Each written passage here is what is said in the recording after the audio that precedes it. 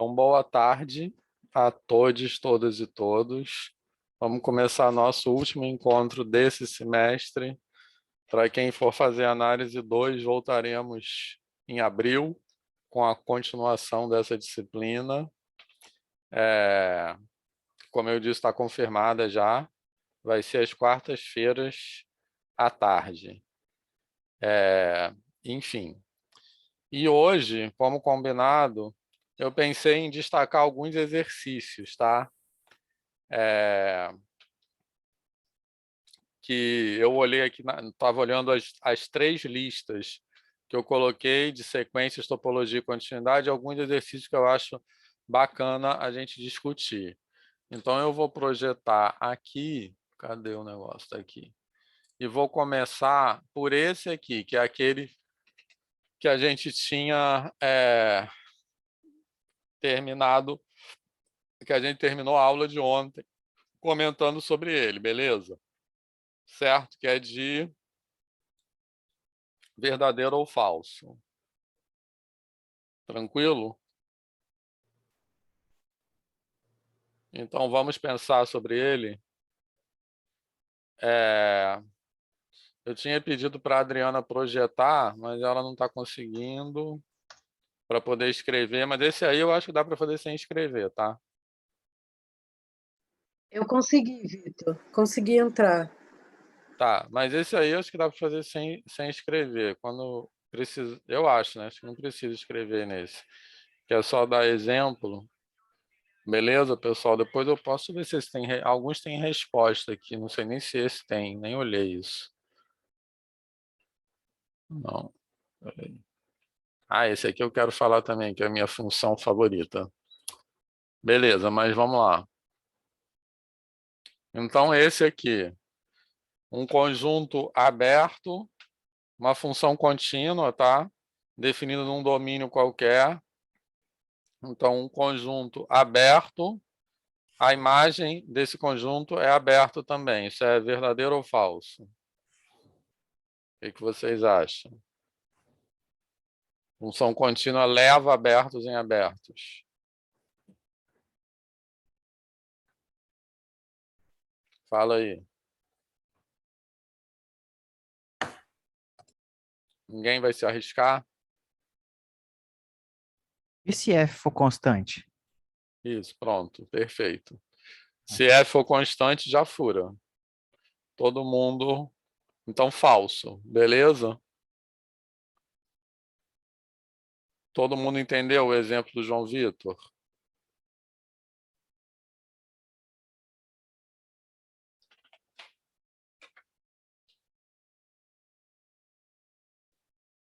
Hein, pessoal?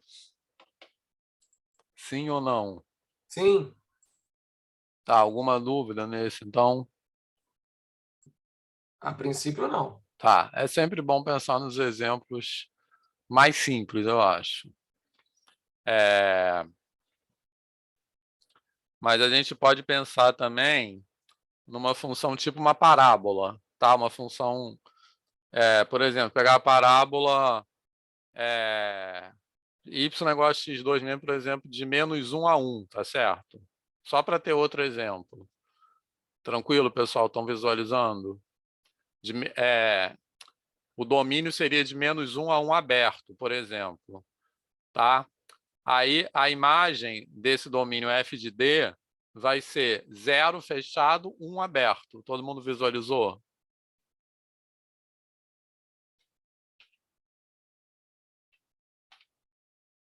Hein, Sim. pessoal? Sim? Esse outro exemplo, alguma dúvida?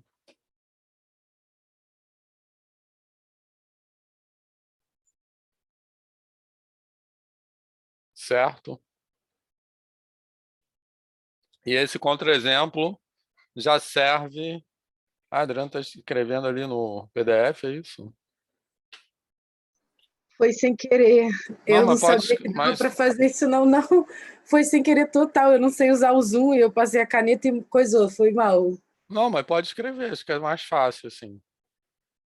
Se quiser, pode botar um Fzinho ali do lado, de falso. Bom, e esse contra-exemplo que a gente falou já serve para o C também, concordam? Doutor, mas esse contra-exemplo, você falou de y igual a x ao quadrado, de menos 1 a 1 aberto. Mas aí seria no intervalo aberto, e não conjunto aberto? Não, mas todo intervalo aberto é um conjunto aberto. Mas nem Ah, todo tá. conjunto aberto é um intervalo aberto. Porque, entendeu? Todo intervalo aberto é um conjunto aberto. Todo intervalo fechado é um conjunto fechado.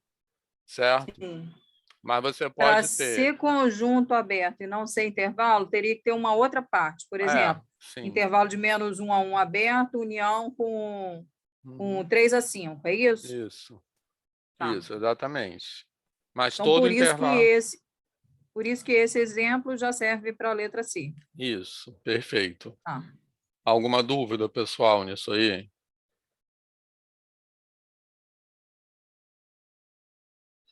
Tranquilo? Certo. Então, item B de bola. Um intervalo fechado, ou desculpe, um conjunto fechado. Então, a imagem é um conjunto fechado, tá? Já vou dar uma dica para esse, tá? Porque para fazer esse exercício, a gente tem que pensar o que a gente já sabe principalmente dos últimos teoremas, dos últimos 2 teoremas que nós vimos, tá? Então, o teorema de preservação da compacidade, que leva uma função contínua, leva conjuntos compactos em conjuntos compactos, certo? Já nos diz o seguinte, que se o domínio for um conjunto limitado e fechado, certo? Então, o contradomínio será um conjunto limitado e fechado. Beleza? Isso é o que o teorema que a gente viu ontem diz, certo? Então, se tem alguma chance da gente procurar um contra-exemplo para esse item B, eu tenho que procurar um conjunto não limitado, certo? Porque ali já está dizendo que ele é fechado. Se, além disso, ele for limitado, o teorema diz que f de D será limitado e fechado. Beleza, pessoal?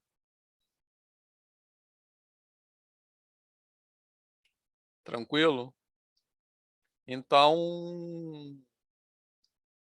não tem nem, a gente já tem que procurar um conjunto fechado e cuja imagem não seja um conjunto fechado.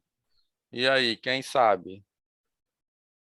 Ô, Vitor, eu confesso que eu viajei um pouco com o que você falou e que eu não consegui também assistir a aula de ontem, mas pensando numa função, eu pensei em, por exemplo, um domínio de zero a infinito fechado Uhum. e uma função que seja do tipo, por exemplo, meio elevado a x. Que ela vai tender a zero, né? Isso, perfeito, Mas exatamente. ela não vai dar a zero. Beleza. Exatamente isso, João. A ideia é uma função. Repara que ele pegou o domínio. Você falou de menos infinito a infinito, é isso, João? Zero é Sim. infinito. Zero, Zero é infinito. Menos zero. infinito dá também? Ah, tá. Menos infinito, infinito é também conhecido como R, né? Mas dá também, porque R também é fechado, né? Beleza? Beleza. Tranquilo, mas serve isso que você falou também. Então, o João está falando de zero a infinito fechado. Beleza? Preste Ô, atenção que Vitor, esse... Oi. peraí, mas essa só por um negócio que eu tava pensando. Se a gente colocar R, ela vai ser contínua? Sim, vai ser contínua. Eita, tem que pensar no Ela... gráfico então, mas tá bom. Não, ela vai ser contínua. Ela tende a mais infinito quando x tende a menos infinito, tá certo? João. Essa aí que você falou. Beleza? Mas qual é a ideia do contra-exemplo? É uma função que tem uma assíntota horizontal. Essa é a ideia do contra-exemplo. Tranquilo, pessoal? Certo? João, beleza? Beleza.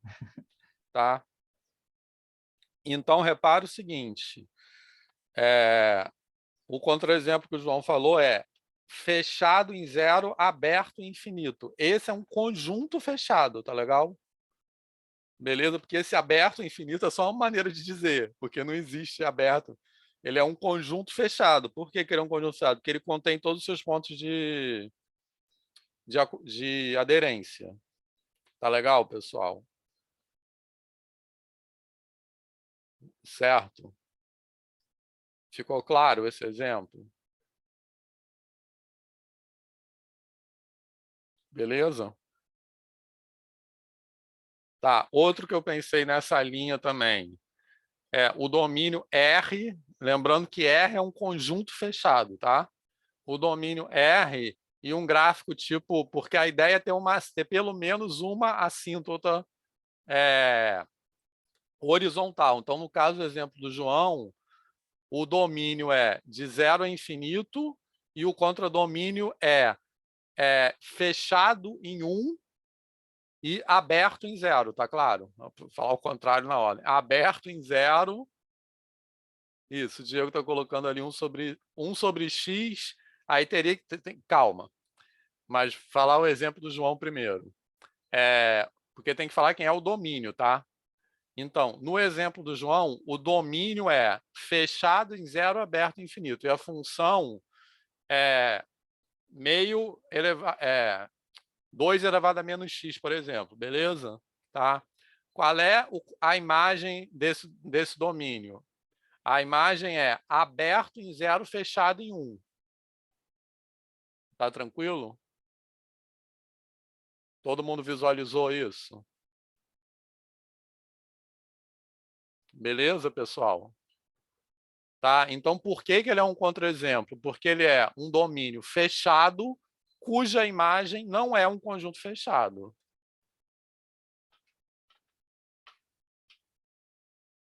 Certo? Agora o exemplo do Diego, que ele colocou 1 sobre x, tá? Só que colocar 1 sobre x não é suficiente, tem que falar quem é o domínio, beleza? Então, no caso, como é 1 sobre x, eu não posso colocar o domínio de 0 a infinito, mas posso colocar tipo de 1 a infinito, qualquer coisa maior do que 0 a infinito também vai servir, beleza? Tá? Porque se eu colocar 1 sobre x com domínio fechado em 1, aberto em infinito, também serve, certo? Porque vai ser exatamente a mesma coisa que vai acontecer no exemplo do João, certo? A imagem desse domínio é aberto em 0, fechado em 1, que não é um conjunto aberto. Alguma dúvida?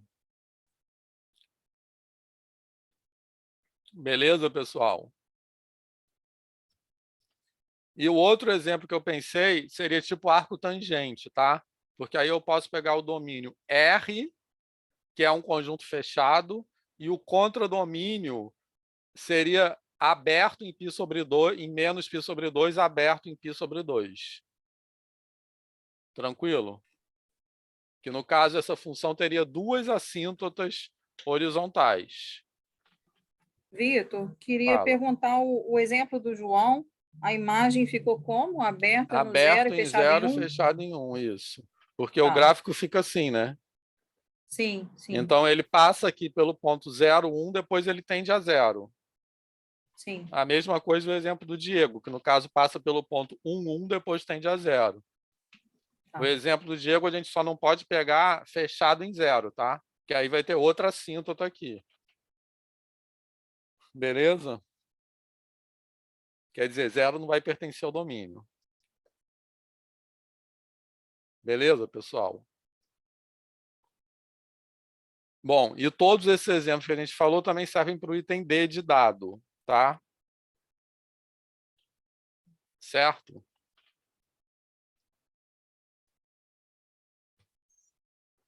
Alguma dúvida?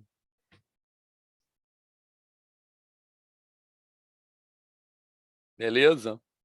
Bom, aí deixa eu repetir aquilo que eu estava falando antes, que o João disse que não entendeu, para caso mais alguém tenha entendido, que isso é importantíssimo, tá? Porque repara só, todos os exemplos que a gente falou, os contra-exemplos que a gente falou, a gente procurou conjuntos não limitados.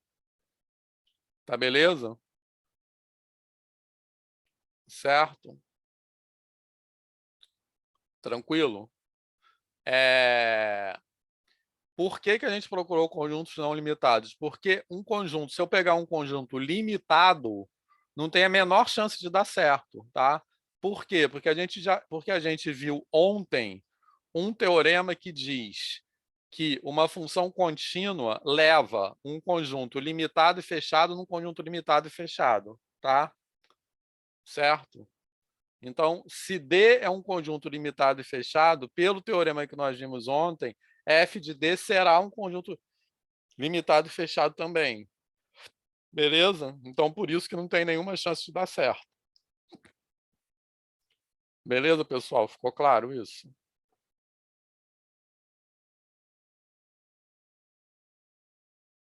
Certo? João, melhorou? Sim, sim. Hoje, depois aqui, quando a aula acabar, eu vou pegar para Uhum. assistir a de ontem, para ver esse Beleza, teorema também. certo. Tá. Agora, o item é, se D é um intervalo limitado, então f de D é um intervalo limitado, tá? É falso ou verdadeiro?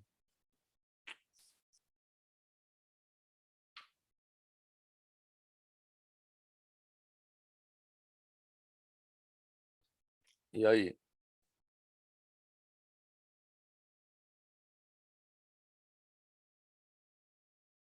Verdadeiro. Porque Verdadeiro? Então, porque se ele é limitado, ele não pode ser, é o que você acabou de falar do teorema. mas ele Eu tem acho que que mas ele tem que, o teorema diz que ele tem que ser fechado e limitado. No caso, ele está dizendo aí só limitado. Entendeu? pensar. Peraí. A mesma estratégia que eu falei vale nesse. Ou seja, exatamente. Cid, quer falar? Cid está escrevendo Ah, aí. é isso, né? Que a leitura do teorema, né, resolve, né, isso, né? Uhum. Possivelmente algumas pessoas usariam isso como genialidade, né? Tipo assim, tô dando contra-exemplo, mas por trás é a Uhum. leitura do próprio teorema, né? Perfeito. Isso. Então, o teorema nos diz o seguinte, que eu, para procurar um contra-exemplo a isso, eu tenho que procurar um conjunto aberto. Porque um conjunto fechado não tem a menor chance de dar certo. Porque o teorema já diz que um conjunto fechado e limitado, a imagem é fechado e limitado, tá? Então tem que, aliás, tem que procurar um conjunto aberto, não, um conjunto que não seja fechado. Pode ser um conjunto aberto. Beleza? Então, isso. Exatamente. A negação que eu falei errado agora, né? Que a negação de fechado não é aberto. Um conjunto aberto e limitado até serve, mas um conjunto que não seja fechado. Mas então, Ô, Vitor, uma pergunta só. Porque uhum, assim, pelo que o teorema, você disse, parece que ele falou, acho que ele é assim, um conjunto fechado e limitado vai uhum, ter uma imagem e um fechado limitado. isso. A gente está na letra E. Uhum, Se o D for um intervalo que seja um conjunto fechado, uhum, limitado, então ele é limitado. uhum, Não, tá, ele pode ser um conjunto fechado limitado. O uhum. F do D dele também não tem que ser? Tenho. Então, mas por isso que esse exemplo não serve. Porque, repara, o que o item E está perguntando é se isso vale para todos, isso é uma implicação, Ah, entendeu? tá. Certo? Então, se isso vale para todo intervalo limitado, então f de D é um intervalo limitado, entendeu? Para os fechados, isso valeria. Para o Pro aberto, fe- que a gente tem que ver se vale ou não. Ah, Exatamente. tá. Beleza. Para o fechado, o teorema já descarta, Aham. certo? Mas aí a gente está trabalhando com a lógica matemática, né? Para essa afirmação ser verdadeira, tem que ser verdadeira em todos os casos, certo? Então, por isso que a gente está procurando um contra-exemplo, tranquilo? Uhum. Então, pensem aí, podemos pensar se for um intervalo não fechado, por exemplo, um intervalo aberto, ou, enfim, um intervalo aberto de um lado e fechado do outro. O que vocês acham? Olha só, gente, já falaram um exemplo aqui que serve para isso. Assim, com adaptações.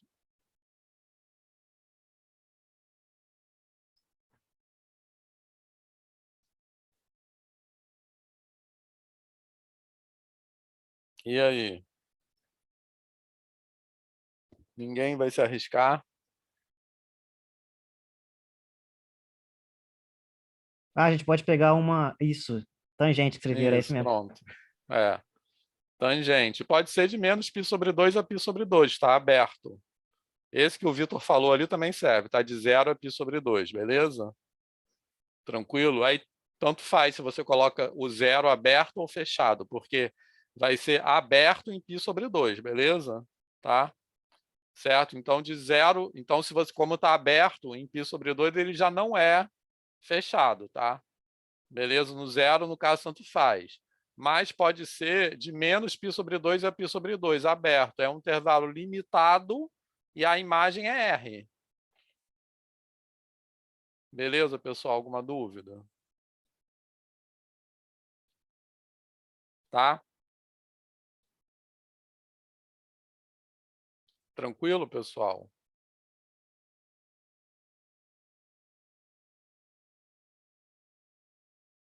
Ou outro exemplo, 1 sobre x, 0 aberto e 1 fechado. Tá?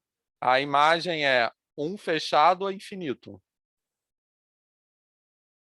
Tá na boa?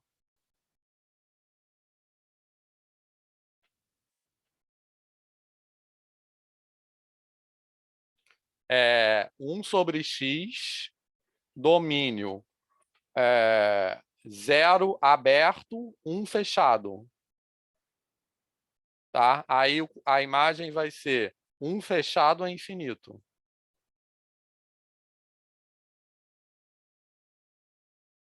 Beleza, pessoal? Todo mundo pegou?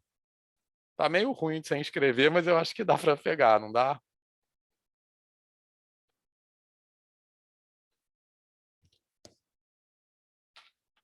Sim? Então, foi esse? Alguma dúvida?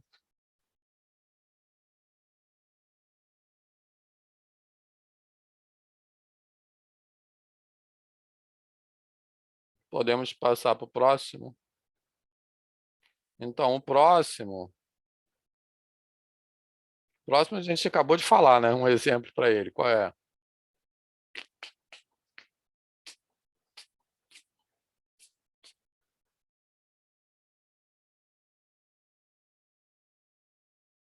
Hein, pessoal? Baseado num exemplo da E. Qual é o exemplo da F? O contra-exemplo, né?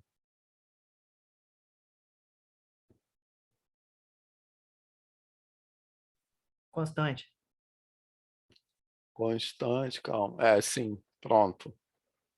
Eu tinha pensado sempre o mais simples, né? Repare que constante, a imagem é um conjunto unitário que é um intervalo. Tá? Então, ele leva um intervalo não limitado no intervalo limitado. Então, ele serve como contra-exemplo para esse aí, beleza? Mas eu tinha pensado em arco tangente, tá? Que leva um intervalo não limitado R e um intervalo limitado menos π sobre 2, π sobre 2. Eu acho essa função tão legal, arco tangente, que eu tenho aquele gráfico simpático. Mas, enfim, o exemplo do João é o mais simples. Constante resolve tudo? Não, acho que não. Tipo assim... não sei, mas acho que não. Fala aí, alguém ia falar? Eu. Aqui, eu pensei o seguinte nessa daí, a mesma função que você utilizou, a 1 sobre x, se você colocasse o domínio aberto, sei lá, ou fechado de 1 a infinito. Uhum. Sim, serve também. Serve também, né? Sim. Só mudasse a mesma Isso, função, de mas só 1 mudasse... Isso, de 1 a infinito, porque aí a imagem é de 0 a infinito, aberto em 0, de 0 a infinito, 0 a 1. aberto 0, em 0, fechado em 1. Certo, Rodrigo? beleza. Beleza, então o G. Se o domínio não é um intervalo, então a imagem também não é um intervalo, tá? Isso aí porque tem o objetivo desse item G é assim, a gente viu o teorema de preservação da conexidade, tá? Que é um corolário do teorema do valor intermediário, que a gente viu ontem e que diz que uma função contínua leva intervalos e intervalos. Tá beleza? Certo, pessoal? Tá?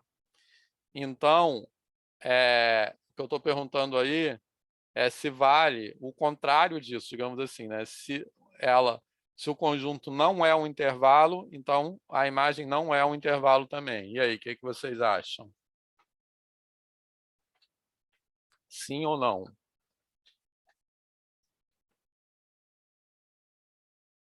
Esse aí a gente já fez uma discussão logo no começo, quando a gente falou de funções de topologia, que tinha a ver com isso. Não sei se vocês lembram.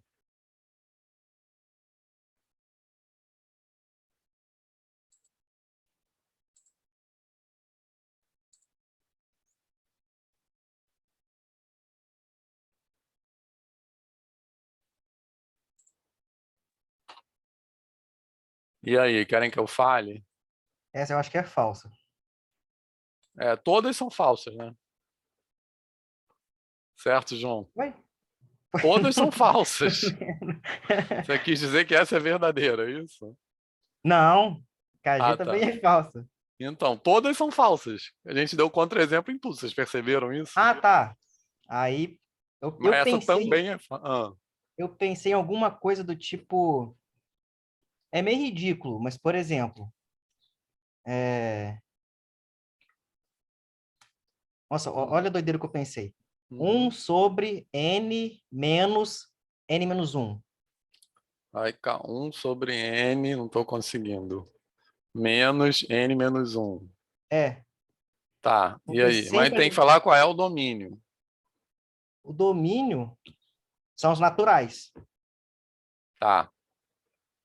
E aí, por exemplo, se eu vou colocar 1, vai ficar uma fração 1 sobre 1. Se eu colocar 2, o denominador vai ser 2 menos 1, que vai dar 1. Então, essa função definida nos naturais, ela vai ter como imagem um conjunto 1, Uhum. impera. Mas isso não é um intervalo, né? Você tem que dar um exemplo de uma cujo domínio não seja um intervalo e a imagem seja um intervalo, certo? Porque tem que Essa furar daí isso não aí. é. Essa daí é um pouquinho errado. Então, olha só, a sua favorita, a função constante. Certo?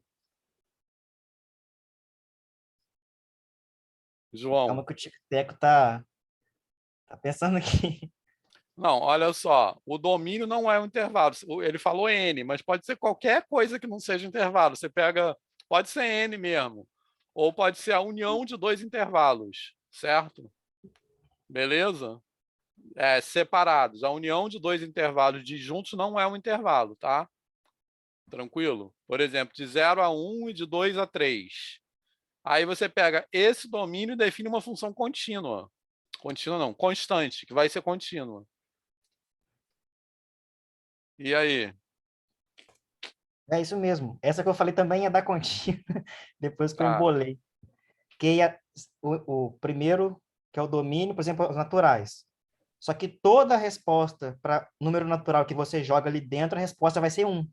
Uhum. Então, o meu domínio não é um intervalo, né? Tá, E meu mas é só diga. então, só falar f de x igual a 1, pronto, não precisa disso tudo. É, Entendeu? nossa, em todas as outras eu pensei na constante, nessa eu não consegui pensar. Certo, pessoal?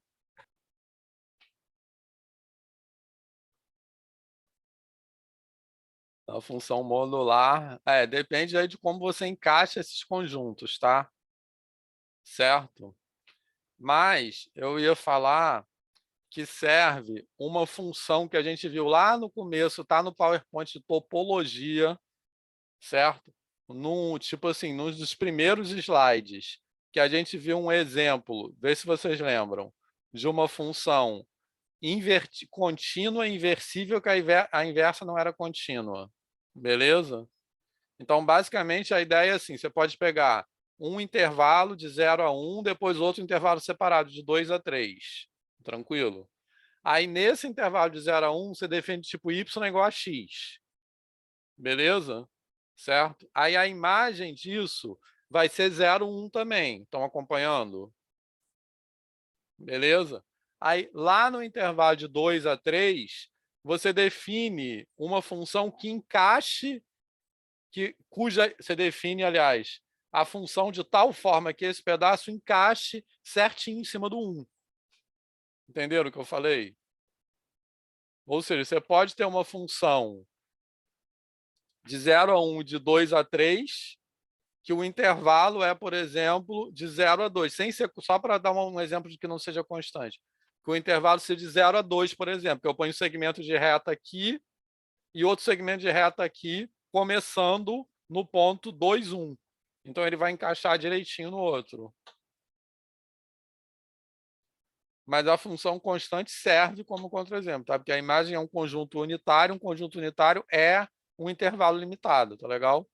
Então, ela serve perfeitamente como contra-exemplo, tá? Eu só estou tipo, dando um para ter uma variedade de exemplos. Beleza, pessoal? Esse que eu falei, deu para visualizar? Eu posso projetar aqui, peraí. Calma, rapidinho, que já está com o PDF aberto. Só um minutinho. Rapidinho, deixa eu abrir aqui. Que eu não vou nem precisar trocar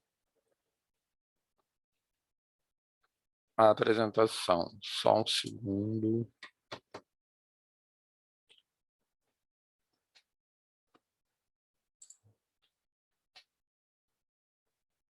Olha só, essa aí que eu estava falando. Está aparecendo esse gráfico? Pessoal, Sim. Sim. então, entenderam o que eu falei? Essa aí, ó. Repara, o domínio não é um intervalo, tá legal? E a imagem é um intervalo, certo? E é uma função contínua, tá? Então, qual é o truque? Eu pego um domínio que tenha dois pedaços separados, aí defino a função de um jeito num pedaço e defino de outro jeito de forma que encaixe direitinho. Tá legal? Ou seja, no segundo pedaço do domínio, a função começa no valor onde a outra acaba, porque aí a imagem vai encaixar. Beleza, pessoal? Fez sentido? Certo? Então, isso aí tem a ver com aquela discussão que a gente falou, que uma função contínua, ela não pode rasgar, mas ela pode colar. Tá legal? Só que quando ela cola, a volta não vai ser contínua. Porque se ela cola na ida, na volta, ela tem que rasgar, certo? E o teorema do valor intermediário, que está relacionado com a preservação da conexidade, tem a ver com isso, né? Um conexo na reta é sinônimo de intervalo, tá? Então, quando eu digo que a função contínua preserva conexos, isso quer dizer, na reta, que ela leva intervalos e intervalos. Em outras palavras, se no domínio tem um intervalo, na imagem vai ser um intervalo. Então, ela não rasga, certo? Então, o teorema do valor intermediário diz isso. Uma função contínua não pode rasgar o domínio em dois pedaços, né? Se o domínio é um intervalo, a imagem vai ser um intervalo também. Mas ela pode colar, ou seja, a função contínua leva intervalos e intervalos, mas conjuntos que não são intervalos não necessariamente são levados em conjuntos que não são intervalos. Beleza, pessoal? Na boa, ficou confuso isso.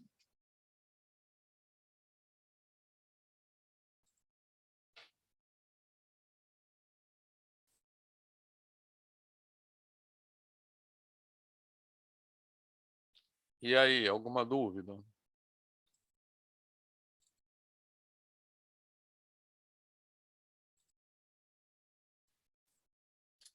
Podemos passar para outro?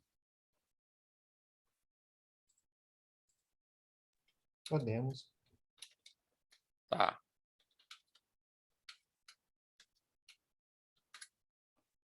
Então, eu vou voltar para a lista de sequências, tá? Deixa eu ver aqui. Bom, eu quero...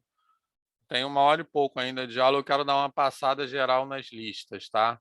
Lembrando que algumas têm respostas. E o que não der para a gente conversar hoje, vocês podem me pedir esse exercício da lista que eu vou fazendo as respostas e colocando aqui, tá? Porque é até bom, porque isso vai completando esses gabaritos aqui. Tranquilo? Mas deixa eu dar uma passada geral. Então, esse exercício 1 aqui a gente já fez, tem vários aqui que a gente já fez, tá? Beleza, pessoal? Certo? Esse exercício 2, também a gente já fez alguns parecidos. Basicamente, o objetivo desse exercício 2 e do exercício 3 é, tipo, digamos assim, é pegar uma intimidade com as definições, tá certo? Beleza? Então, eu estou dando um valor de epsilon. É claro que dar um valor de epsilon só não quer dizer que a função, que a sequência converge, certo? Para convergir, isso tem que valer para todo epsilon. Beleza? Mas, certo? Então, tem que valer para todo epsilon, existe n0, tal, que, blá, blá, blá. No caso aí, eu estou pedindo para achar o valor de epsilon correspondente, aliás, achar o valor de n0 correspondente a um epsilon específico dado, certo? Só isso para um epsilon só, não vou garantir não é uma demonstração de que a sequência converge. Tá tranquilo? Certo? Mas é um exercício, como eu disse, para criar uma intimidade com a definição. Beleza, pessoal? Ficou claro isso que eu estou falando? A gente já fez algum desse tipo aí, né? Que eu até pedi para a Adriana escrever. Mas, bom, e na prática, esse exercício consiste em resolver uma inequação.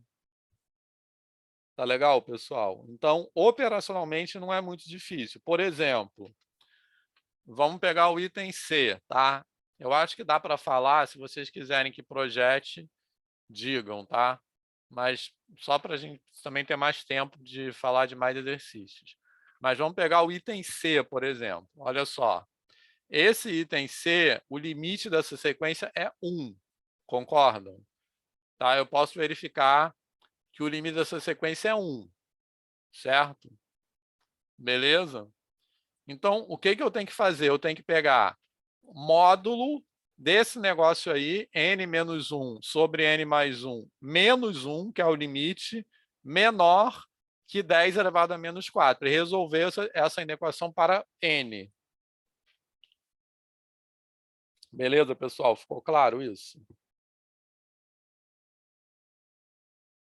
Sim. Certo? Alguém quer que escreva isso?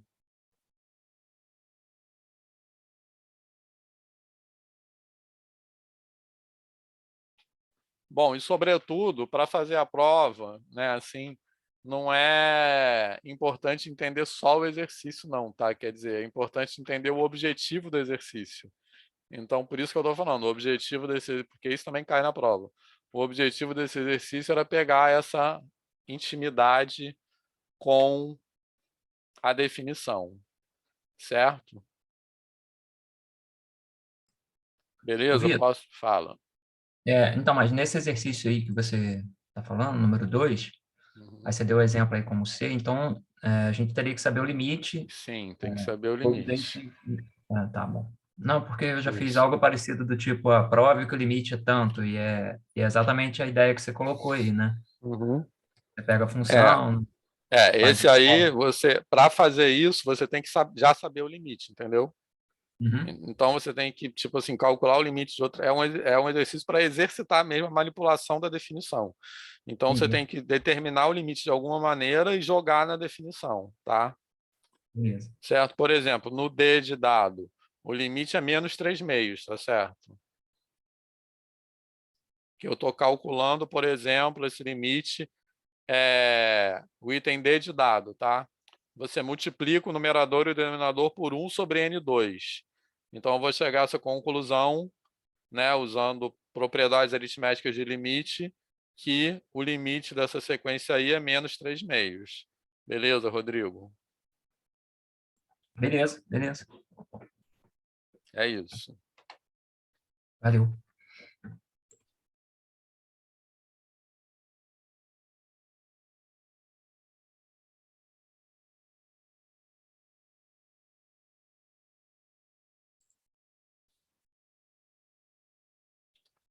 Tá. É... Bom, aí, esse exercício 4 e o 5, eles são parecidos, tá? Então, reparem só, preste atenção. Vamos pegar o 4, por exemplo. Essa sequência aí, primeiro, responda essa pergunta. É verdade que essa sequência tende a 0? Não, né? Beleza?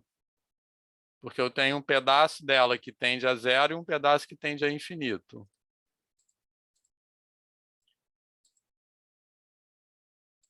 Tranquilo, pessoal?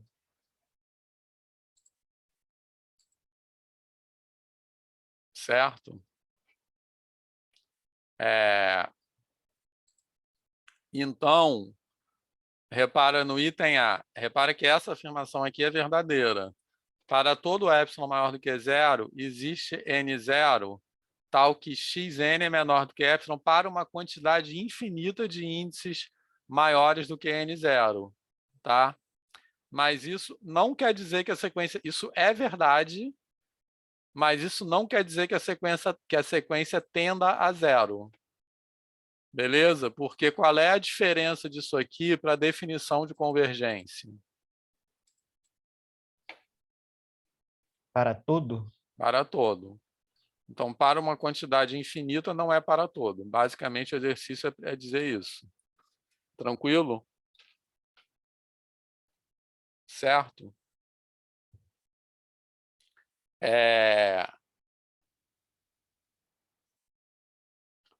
Bem, e no exercício 5, a mesma ideia, só que com tendendo a infinito, tá?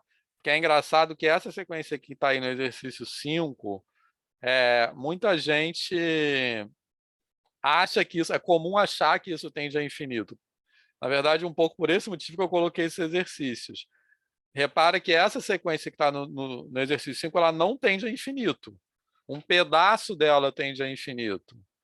Tranquilo? Certo? Mas tem um pedaço dela que fica parado no 0. Então, tender a infinito não é a mesma coisa que não ser limitada. Essa sequência aí não é limitada, certo? Ela tem termos tão grandes quanto se queira, mas isso não quer dizer que ela tenda a infinito. Ela tem que ir toda para infinito. Tranquilo? Então, é a mesma ideia. Professor, Fala. Desculpa. No caso, para provar para uma quantidade infinita, né, que é diferente de para todo, a gente conseguia pensar num contra-exemplo aí? Eu não consigo pensar agora, não adianta nem me perguntar. Mas, assim, para a gente sentar e pensar, dá para fazer? Não, então, no caso não é por contra-exemplo, não, porque é para provar mesmo uma coisa, entendeu? Entendi. Certo? Na verdade, você tem que mostrar que existe uma quantidade infinita e é direto. Por exemplo, olha só, você pega um m maior do que 0, tranquilo? Aí você pega quem vai ser o n0 que vai satisfazer isso aqui. N0 é o maior número, aliás, pode ser, né? O menor número natural depois de m, porque esse m é um número real, tá legal? Certo? E aí, a quantidade infinita de índices vão ser quem? Vão ser todos os índices ímpares maiores do que esse N0. Por exemplo, eu estou falando o menor número natural porque esse M de mãe aqui, não necessariamente é um número natural, beleza? Certo? Esse M é um número real qualquer. Então, faz de conta que esse M, sei lá, é 20,5, certo? Porque ele tem que ser um número natural qualquer, ele tem que ser um número real qualquer. Então, quem é o N0 que eu vou pegar? É o 21, é o próximo número natural, porque o N0 tem que ser um número natural. Aliás, faltou ali, ó, N0 pertencente a M, certo? Beleza? Então, para o seguinte, para esse N0, que no caso é 21, ou seja, o próximo número natural depois do M, tranquilo? A quantidade infinita de índices que eu vou pegar são todos os índices ímpares maiores ou iguais do que esse N0. Isso, o Cid está falando teto de M, né, que é o contrário da parte inteira, né, que é o chão. Heloísa, fez sentido isso que eu falei? Fez, tranquilo, professor. Então, a demonstração Obrigada. seria assim. Mas, repara, isso não quer... Então, ter uma quantidade infinita de índices não quer dizer que ela tenda a infinito. Quer dizer que ela tem uma subsequência, que essa quantidade infinita de índices, eu posso extrair uma subsequência, mas uma subsequência não necessariamente é a sequência toda. Entendeu? Certo? Então, ela tem uma subsequência tendendo ao infinito, mas ela inteira não tende. Beleza, pessoal? Posso seguir adiante?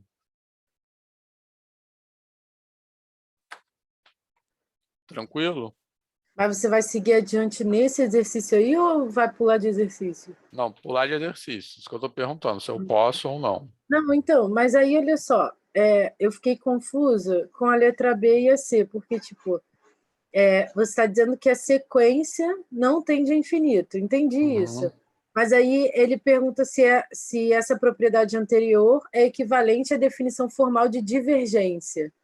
Isso. E assim, eu não sei responder. Não, Eu acho que não. Então, a resposta é só dizer que não, porque uma quantidade infinita não necessariamente é para Não todo. é. Ah, beleza. E aí A embaixo. resposta seria só dizer isso mesmo. Ah, beleza. Mas aí, quando na letra C você pede para justificar rigorosamente, o que seria esse rigor? Seria tipo assim. Mostrar, justificar rigorosamente, boa pergunta. Seria mostrar que não vale, você tem que negar a definição de divergência infinito, entendeu? Certo? Entendi, beleza. Então, qual seria essa negação? A definição de divergência infinito é tipo que a gente fez uma negação dessas definições numa demonstração, lembra?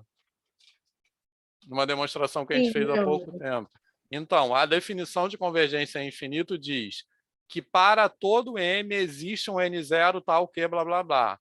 Então, você teria que dizer que existe um M tal que para todo N0 não vai valer aquilo, entendeu? Então, justifique rigorosamente é isso. Entendeu, Adriana? Sim, entendi, beleza. Beleza? Então, posso seguir adiante? Seguir adiante é passar para outro exercício, tá? Mas eu estou perguntando mesmo. Se não puder, a gente fica mais nesse. E depois, isso que eu falei agora, se vocês quiserem essa justifique rigorosamente, eu posso escrever, tá? Mas aí vocês têm que me pedir. Beleza? Então, vamos adiante. Bom, esse 6 aqui é meio, vamos dizer assim, burocrático, tá? Eu botei ele na lista só para a lista ficar tipo mais completa, certo? Mas ele é um exercício, se vocês quiserem, eu posso botar lá. Bom, o item A é só uma aplicação da desigualdade triangular, direto. O item B, você tem que fazer aquele truque de somar e subtrair um negócio, mas esse é um exercício que ele é facilmente achado em livros de análise, tá? Porque isso aí é um teorema, enfim, são as propriedades aritméticas de limite que a gente usa para tudo, para calcular as coisas. Beleza, pessoal? Posso passar por esse? Léo. Eu sempre tive essa dúvida e eu acho que é um momento que você pode me ajudar.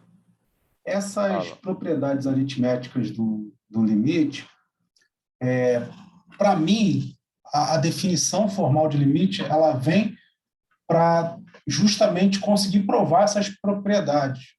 Eu sempre tive isso comigo. Essa afirmação que eu estou fazendo, ela tem sentido? Tem algum significado? Ou é loucura mesmo? Eu não sei se ela vem para que valha essas propriedades, né? Assim, mas essas propriedades valem no fundo porque as operações aritméticas têm alguma estabilidade, né? Assim, então, tipo assim, quando você soma coisas próximas, o resultado é uma coisa próxima daquilo, entendeu? Na verdade, porque as operações aritméticas são contínuas, então tem a ver um pouco, né? Assim,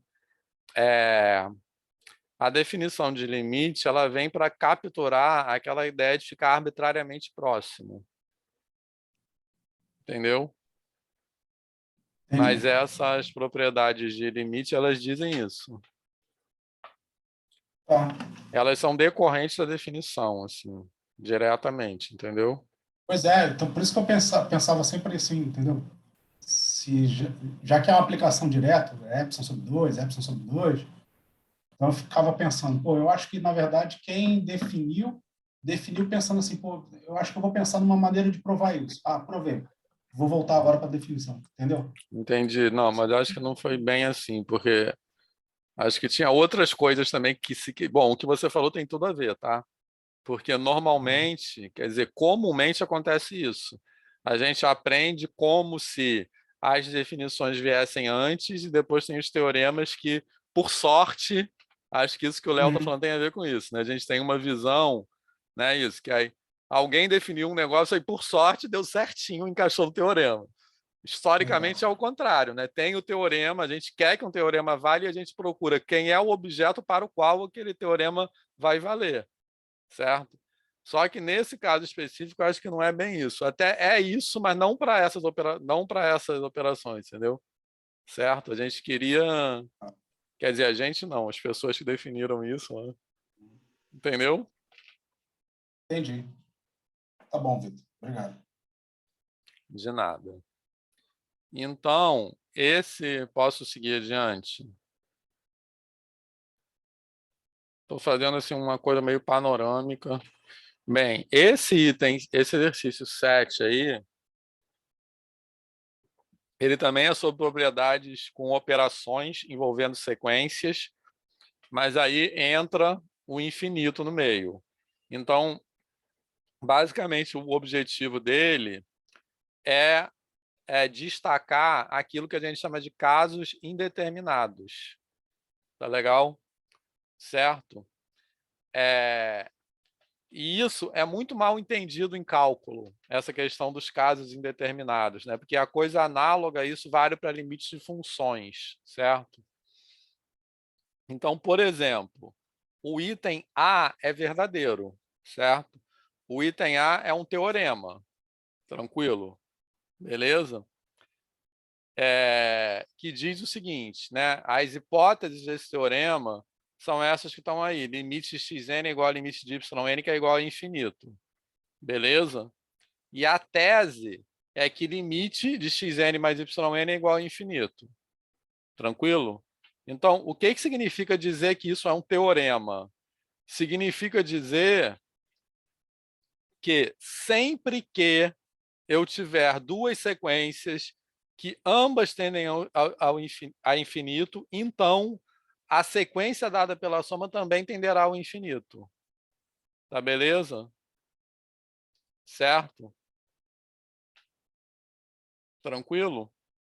Agora, o item B também vale esse teorema? Aliás, esse não, também vale algum teorema análogo a esse com essas hipóteses? Ou seja, se xn e yn tendem a infinito, eu posso afirmar alguma coisa sobre a sequência xn menos yn. E o que quer dizer afirmar alguma coisa?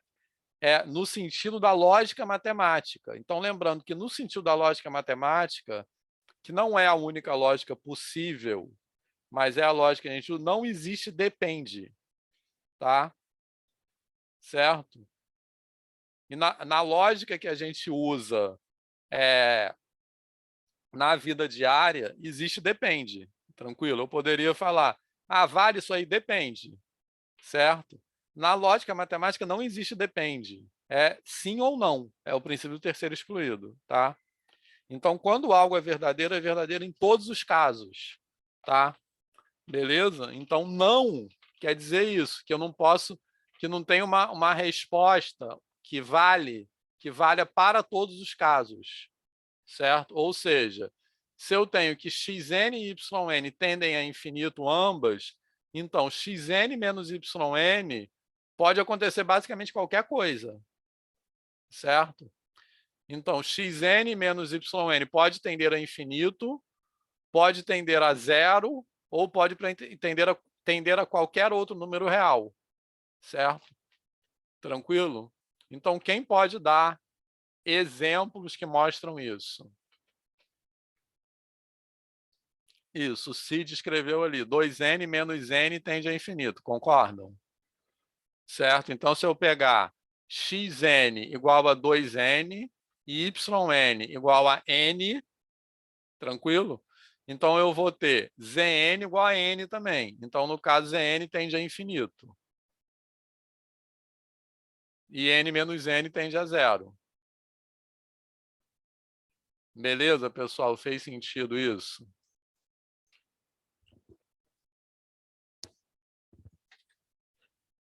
Alguma dúvida? Agora, uma coisa, como eu disse, em cálculo 1, que acontece muito, que é o seguinte, os alunos acham que indeterminado é um tipo de resposta. Indeterminado não é uma resposta, determinado quer dizer que você não determinou ainda. Esses chamados casos determinados, ele quer dizer o seguinte, que não existe um teorema que mate a resposta dessa situação. Então, não existe um teorema, né, que dê diretamente a resposta. Então, eu tenho que investigar a resposta. Beleza? Mas é muito comum isso em cálculo 1, dos alunos acharem que é indeterminado, pronto, acabou. Né? Por quê? Porque eu acho que isso é mais um sintoma de como procedimental é o ensino de cálculo 1, porque tipo, é como se fossem os tipos de resposta, né? Tende a infinito, não sei o que, indeterminado é algo tipo tender a infinito, não é. Indeterminado não é um comportamento da função, é simplesmente dizer que você não determinou ainda. Beleza? Tranquilo, pessoal? Ficou claro isso?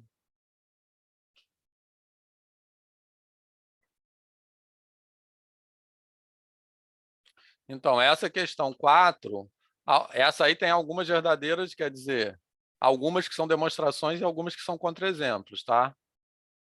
Certo, Deise? Porque olha só, o enunciado diz assim, o que se pode afirmar sobre as sequências N? Então, por exemplo, olha só, no item A, eu posso afirmar algo, tá? Então, a resposta do item A é uma demonstração. Qual é a demonstração? É a demonstração que se xn tende a infinito e yn tende a infinito, então xn mais yn tende a infinito. Tá legal? Certo? Então, no caso, é a demonstração disso, que depois eu posso escrever agora também, só que eu acho que não vale a pena. Porque também isso é facilmente achável em livros, tá? Agora, já a resposta do item B, qual é a pergunta do exercício? O que se pode afirmar? A resposta do item B é: não posso afirmar nada. Então, como é que você justifica que você não pode afirmar nada? Você tem que dar pelo menos 2 exemplos com as mesmas hipóteses que tenha resultados diferentes, que foi o que o Cid fez ali agora há pouco. Beleza? Então, nesse exercício aí, a pergunta o que se pode afirmar? Tem 2 tipos de resposta. Aquela onde se pode afirmar algo e aquelas onde não se pode afirmar nada. Naquelas onde se pode afirmar algo,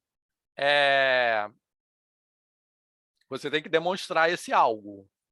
Naquelas onde não se pode afirmar, você tem que dar pelo menos 2 exemplos que tenham resultados diferentes. Fez sentido, pessoal, isso? Para todo mundo? Então, esses que você não pode afirmar nada, que são aquilo que a gente chama em cálculo 1 de casos indeterminados, tá? E qual é a ideia desses casos indeterminados? E por isso também que a existência desses casos indeterminados é mais um motivo que nos diz que infinito não é um número, tá? Porque eu não posso operar, não é uma quantidade, assim, no sentido dos números reais ou naturais. Eu não posso operar com o infinito, tá? Ele não tem as mesmas propriedades aritméticas.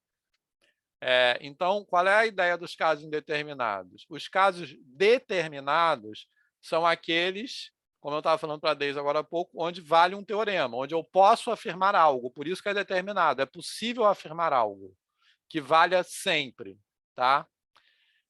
E os casos indeterminados são os que não têm isso.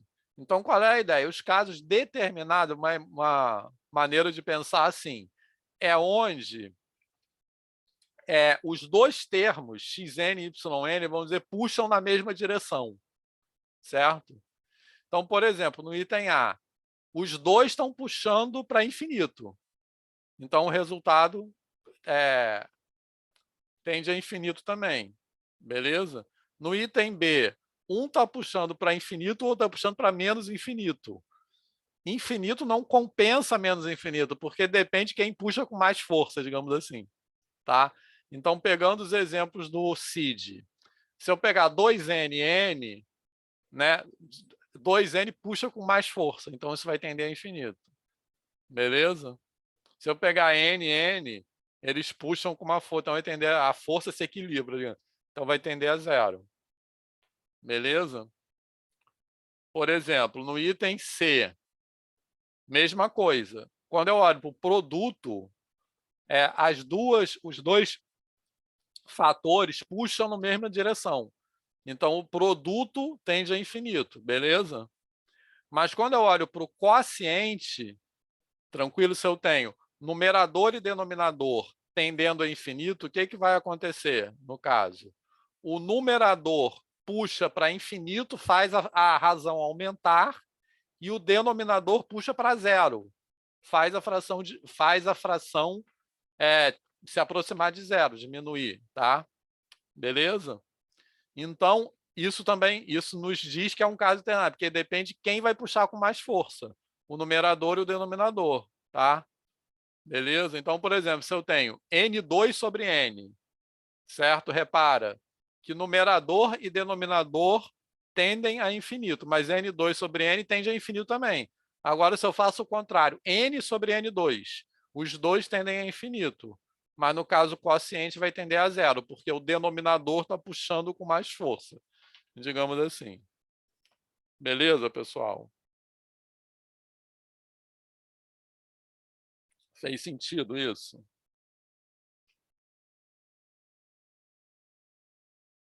Tá tranquilo? Então, repare que nesse item D de dado, a resposta que eu dei foi na mesma ideia do CID. Eu dei 2 exemplos que dão resultados diferentes. Tranquilo? Posso seguir adiante?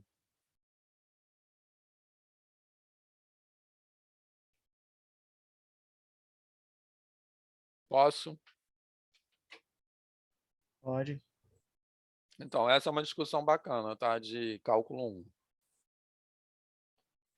Bom, esse aqui também eu vou pular por causa do tempo, mas só sem querer ser chato, lembrando mais uma vez, quem quiser, peça, tá?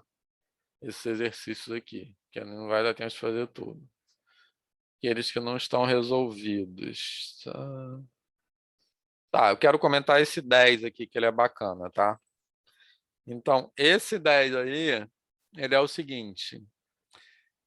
Ele é um exercício que serve para ilustrar aquela ideia que se eu operar com limites que eu não sei se existem, né? A gente tem esse exercício aqui, ó, 6 propriedades aritméticas de limites, que dizem que se eu sei como hipótese, repara que está na hipótese, tá? Limite de xn igual a A, limite de yn igual a B, tá? Então, se eu sei como hipótese que xn e yn convergem, então eu posso afirmar que xn mais yn converge, xn vezes yn converge, beleza? Mas eu tenho que saber como hipótese que as sequências são convergentes, tá? Se eu sair operando, aplicando as operações aritméticas de limite com coisas que eu não sei se são convergentes, eu posso chegar no resultado absurdo. Então, esse é o objetivo do exercício 10. Tá legal? E isso tem a ver com as operações que a gente faz para achar frações geratriz, por exemplo, né? Que quando a gente faz operações para achar frações geratriz, a gente opera com limites, mas são limites que a gente sabe, quer dizer, a gente não diz para os alunos, mas aquilo só vale porque a gente sabe que converge. Tá legal? Beleza? Tá tranquilo? Posso falar do 10, então?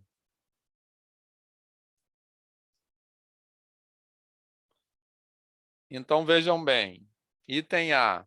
Mostre que a sequência é estritamente crescente. Aí eu botei aí usa indução, mas hoje de manhã eu fui olhar e não precisa usar indução, não. Tem um jeito mais fácil, tá? Que é o seguinte. Você pode simplesmente fazer assim. Você pega AN mais 1 menos AN. Aí você faz a conta, isso vai dar um produto notável, tá? Então, você pode mostrar que AN mais 1 menos AN é positivo. Então, AN mais 1 é maior do que AN. Na verdade, maior ou igual. Você vai mostrar que ela é não decrescente, na verdade, mas serve. Beleza, pessoal? Certo?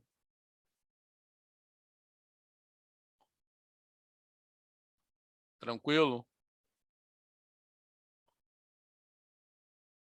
Ah, isso aí já caiu numa prova, né? Que eu vou pegando coisas de provas anteriores e vou botando aqui nessas listas. Tá, mas isso que eu acabei de falar do item A, deu para acompanhar?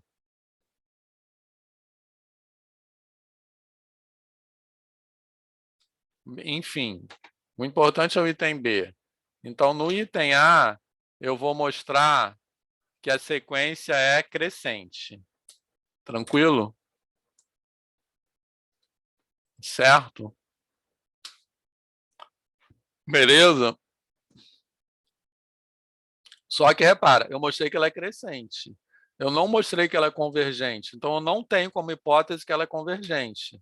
Certo? Beleza? Mas, o que o item B faz?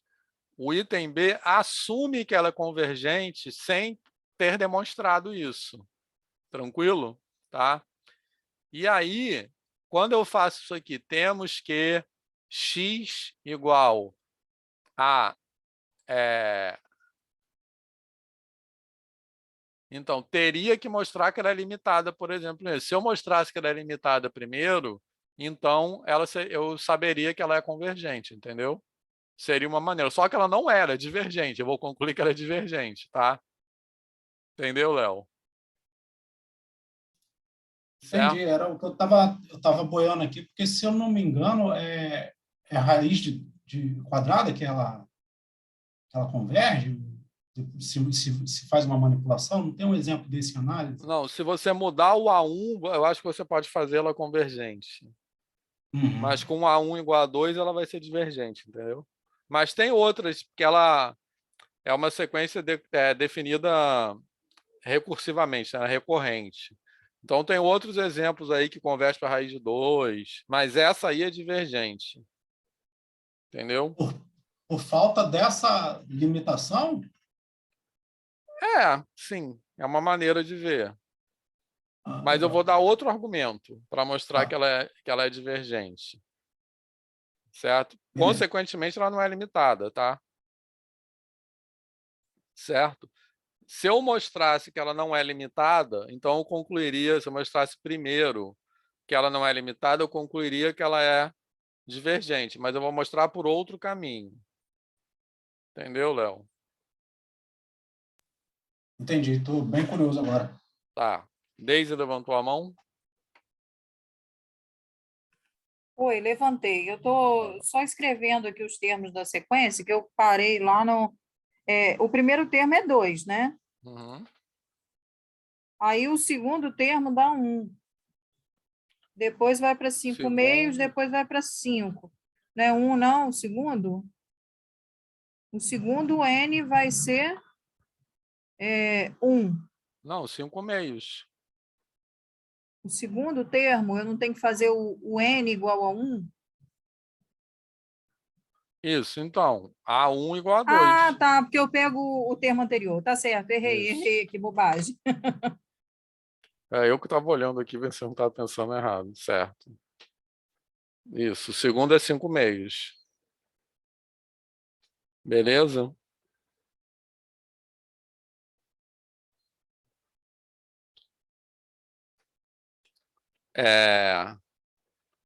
Certo, Deise, era isso?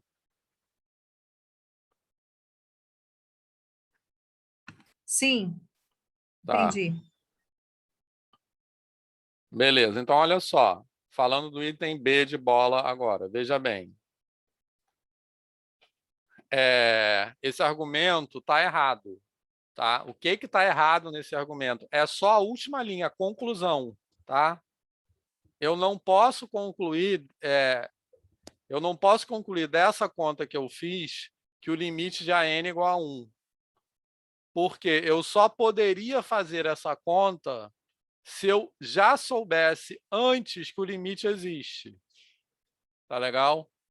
Então, repara, se eu soubesse antes que o limite existe, toda essa conta estaria certa. Tranquilo? Então, por exemplo, se eu soubesse antes que o limite existe, então seria verdade que o limite de AN mais 1 é igual ao limite de AN. Entendeu? Beleza? Certo? Então, o que acontece?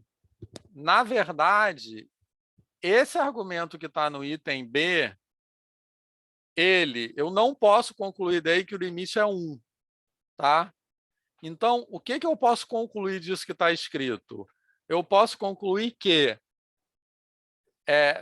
quer dizer, na verdade, eu posso entender esse argumento como um argumento de absurdo que mostra que a sequência é divergente. Beleza? Porque, repara, se eu simplesmente pegasse esse argumento, e escrevesse assim na primeira linha: suponhamos que a N seja convergente, como uma hipótese. Tá legal? Certo? Então, onde que essa hipótese me leva? Me leva que o limite de AN seria 1. Certo? Mas isso é impossível. Por quê? Pelo item A. Tá legal, pessoal?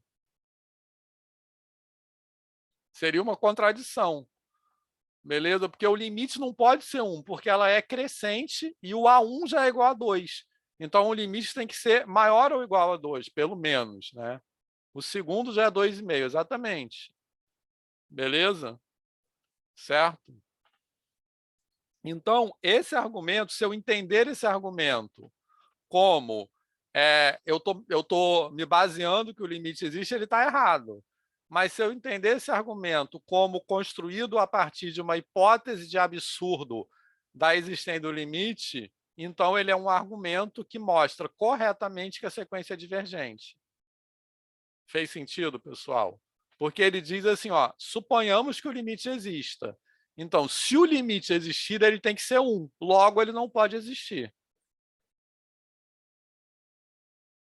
Beleza?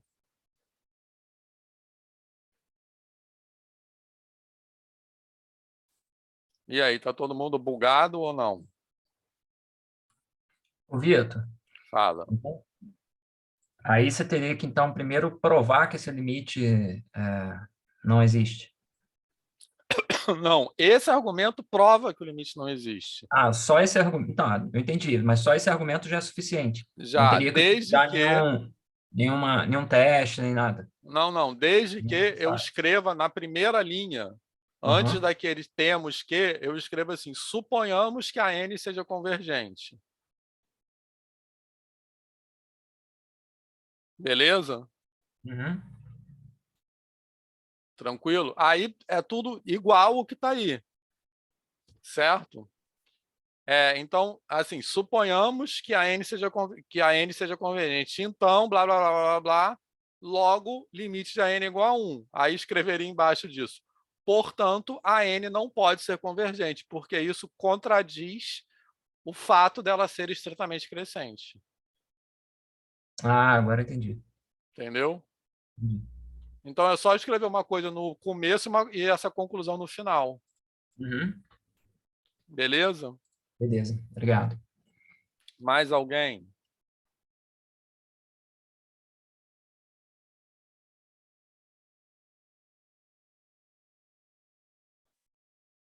Como já são 4h30, eu queria passar para outra lista. Está só destacar aqui, assim, que esse exercício 13 e 14, eles são meio chatinhos, tá? Eu botei aqui porque eles são resultados importantes, mas eles basicamente são manipulação de desigualdade, tá? Dessas inequações aqui, dessa desigualdade, na verdade. Então, tipo assim, não vai cair na prova não, tá? Mas, mais uma vez, se alguém quiser eu resolvo, também isso aqui não é difícil de achar em livro não, tá? Essas demonstrações. Esse aqui a gente já comentou, né? Parecido com aquele que a gente já fez em aula, que é a generalização da série harmônica, né? Que eu ponho uma potência alfa aqui. Se essa potência for estritamente maior do que 1, isso faz a série convergir, né? A gente já olhou essa demonstração para alfa igual a 2, então é uma generalização para alfa qualquer, tá? E aí tem mais algumas propriedades. Essa última aqui, 18, é a aplicação daqueles testes da raiz e da razão. Tipo assim, não é nada muito mirabolante, tá? Podemos passar para a lista 3. Só para comentar alguns, assim, da lista. Posso? Certo? Então, da lista 3, eu quero esse 2. Quer dizer, quero não. Eu acho muito maneiro esse 2 aí, tá? Certo? Então, todo mundo entendeu o que é esse 2? É super legal isso.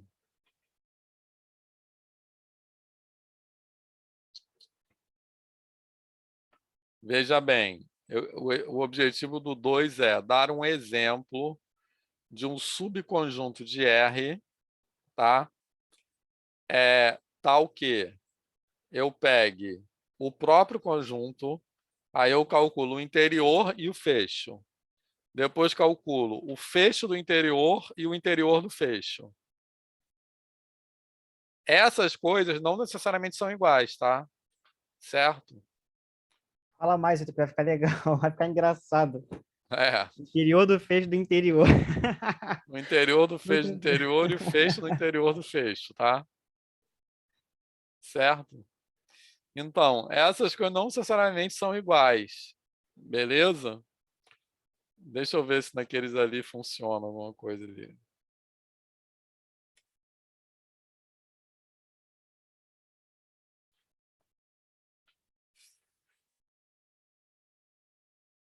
Aqueles ali são bem, não são suficientemente. Ah, não,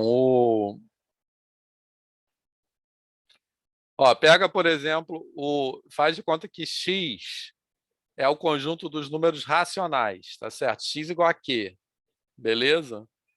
Tá? Se pegar x igual a Q, quem é o interior de x? Fala aí.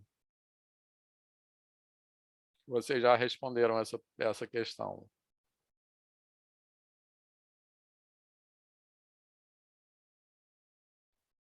Quê? Não, interior dos Falei números... abobrinha. Então, o que que é? O interior dos números racionais. Racionais. Não, Não? Ih, falei É abobrinha. então. vazio, não é não? vazio, isso. Esqueci. Vazio. E o fecho dos racionais? Reais. Reais, isso. Então, o interior é vazio, o fecho é R, tá? Então, quem é o fecho do interior? O fecho de vazio é vazio. Entendeu? E quem é Então o já deu fecho? errado, né? Então, esse aí já deu errado, mas deu nesses 5 primeiros. Não, já deu errado porque ele tem que ser de juntos 2 a 2. Esse aí já não serve também. Mas veja bem, Diego, eu quero destacar o seguinte: o fecho do interior e o interior do fecho não necessariamente dá a mesma coisa. Tá legal? Sim. Certo? Esse exemplo dos racionais mostra isso. Tranquilo? Agora, eu quero que vocês pensem num exemplo de tal maneira que todos esses caras que estão aí sejam diferentes 2 a 2, ou seja, nenhum seja igual a nenhum. Certo, pessoal? Sejam tudo diferente de tudo. E qual é a dica para pensar? A dica é ir construindo o conjunto X, botando combinações das coisas que estão no exercício 1, tá?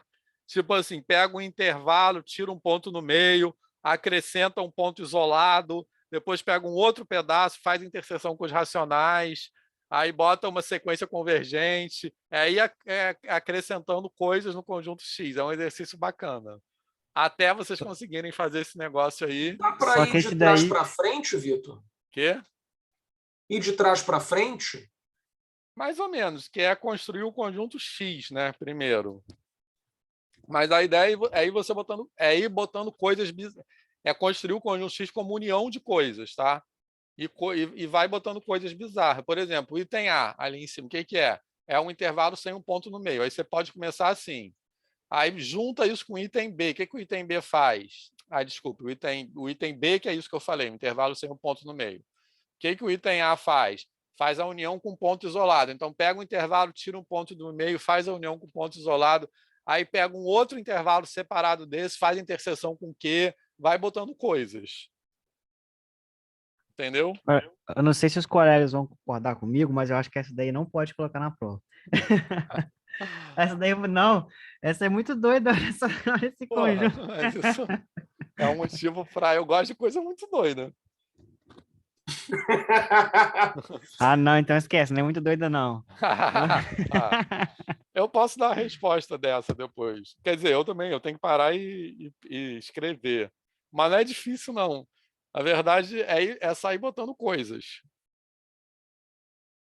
Entendeu? Eu posso dar a resposta, mas eu quero que vocês pensem um pouco. Vitor, explica aí, por favor, de novo o que são distintos 2 a 2. Distinto 2 a 2 é que nenhum é igual a nenhum. Distinto 2 a 2 quer dizer, aqui eu tenho 1, 2, 3, 4, 5, 6, 7, certo? 7 conjuntos. Quaisquer dois que você pegar, desse aqui, eles vão ser distintos. Entendeu, Felipe? Sempre que eu tenho 2 a 2, é isso que quer dizer. Às vezes tem assim, conjunto de juntos 2 a 2. É que qualquer um é disjunto de qualquer um.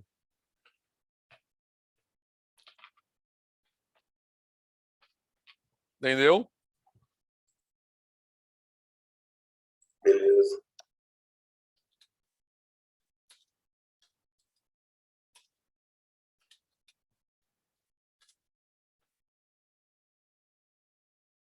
Beleza, pessoal?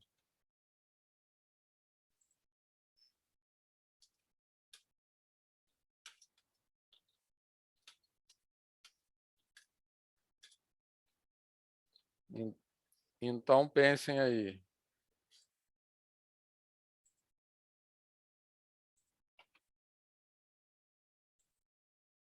Quer dizer, pensem aí mais um pouquinho.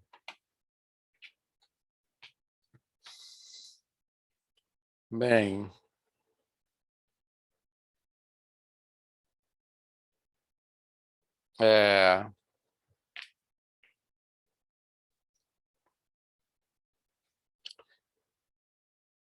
Esse aqui, eu acho que é...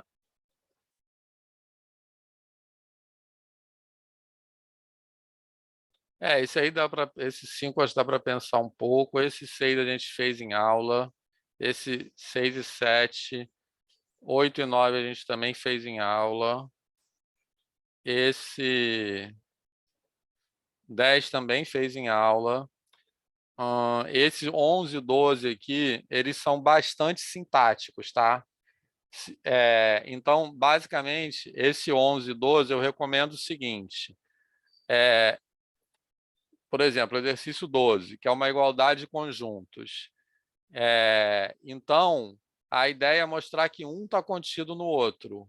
Beleza? Certo? Tipo assim, a dupla inclusão, tá? E para isso, basicamente, vocês vão usar as definições, certo? Então, por exemplo, item B, o que é? Mostrar que o interior é igual ao conjunto menos a fronteira, tá?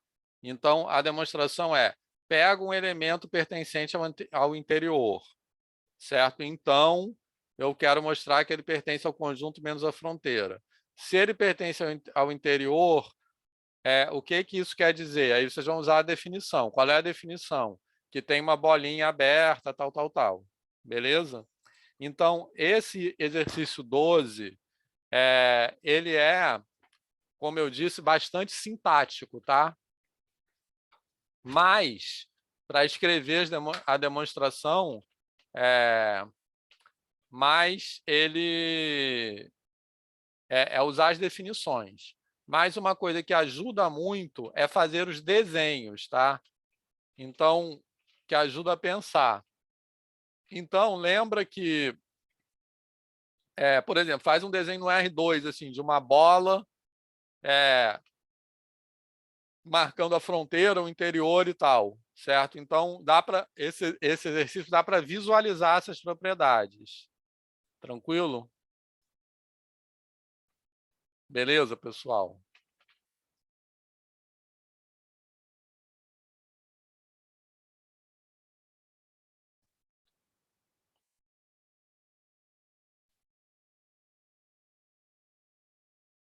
E esse exercício, bom, essa lista aí de topologia, eu acho que os outros são mais ou menos assim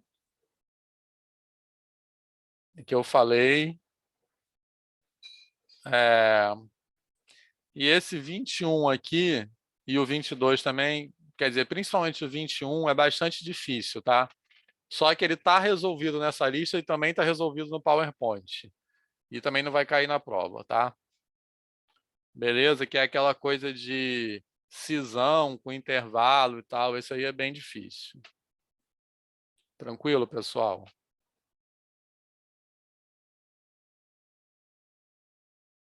Posso comentar algumas coisas sobre a lista de continuidade? Pode?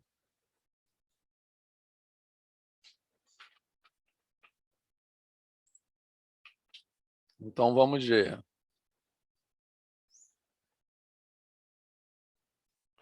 Na lista de continuidade, esse 1 a gente fez em aula. Esse 2 também é um teorema. Esse 3 também está resolvido no PowerPoint. Esse 4 também está no PowerPoint. O 5 também. Tem um monte aqui nessa lista que a gente já fez. Tá? Todos esses da primeira página foram feitos em aula ou estão resolvidos no PowerPoint. Esse aqui, 6 e 7 também, são aquelas das funções seno e tal.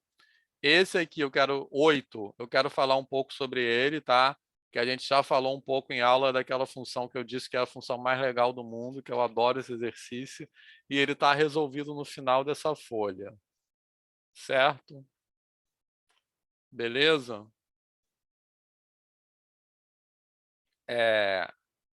Queria saber esse exercício 9 aqui. Esse exercício 9, veja se isso é intuitivo para vocês. uma função contínua, isso se chama preservação do sinal. Uma função contínua, se uma função é contínua... Peraí, está errado isso. Esse exercício 9 está com o enunciado errado. Ali no final, onde tem mostre que se x0 é maior do que zero, não é x0 maior do que zero, é f de x0 maior do que zero. Tá? Mas... o que o exercício 9 diz? Que se uma função é contínua, está trocado ali, ó. É x0 pertencente a B e a D e f de x0 maior do que zero. Então, o que esse exercício diz? Que se uma função é contínua, ela é positiva num ponto, f de x0 é maior do que zero, então ela tem que ser positiva numa vizinhança desse ponto. Beleza? Vê se isso é intuitivo ou não para vocês.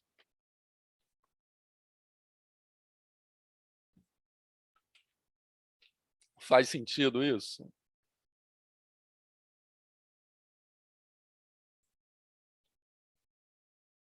Sim.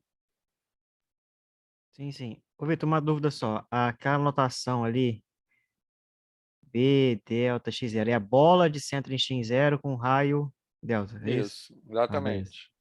Então, é isso que eu quero dizer. Existe uma vizinhança de x0, que é essa bola, na qual todos os valores da função são positivos, que está escrito ali, f de x maior do que zero para todo x nessa vizinhança, certo, João? Certinho. Tá? Então, como é que é a demonstração disso? A ideia é simplesmente pegar epsilon igual a f de x0, tá? Certo? Ou epsilon qualquer coisa menor do que f de x0, porque f de x0 é maior do que zero. Tranquilo? Certo?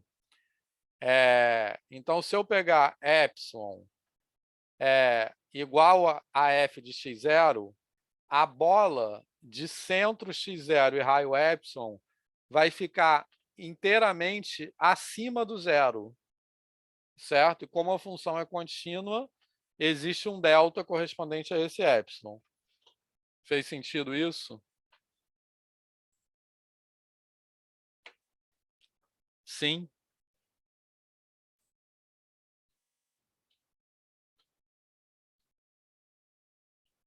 E aí, pessoal, sim ou não?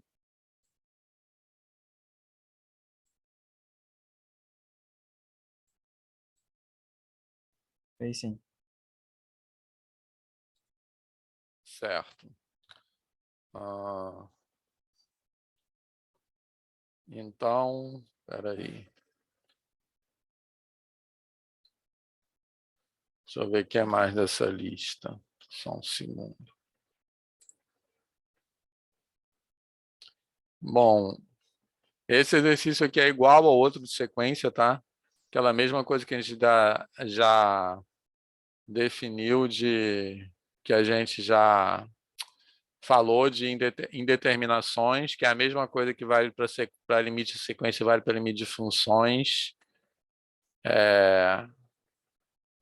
Tá, esse exercício 15 a gente fez em aula, que são aqueles exercícios que aquele verdadeiro ou falso que vem do teorema do valor intermediário. Esse 16 também foi demonstrado em aula, que é aquele corolário do teorema do valor intermediário. Agora eu queria falar sobre... Espera aí, deixa eu ver aqui. Esse exercício 17 aqui. Beleza? Que é o limite de uma função polinomial, tá? Só porque está acabando o tempo. Então, veja bem, o limite de uma função polinomial limite quando x tende a mais infinito e a menos infinito, tá? O comportamento desses limites dependem do grau de n, ou seja,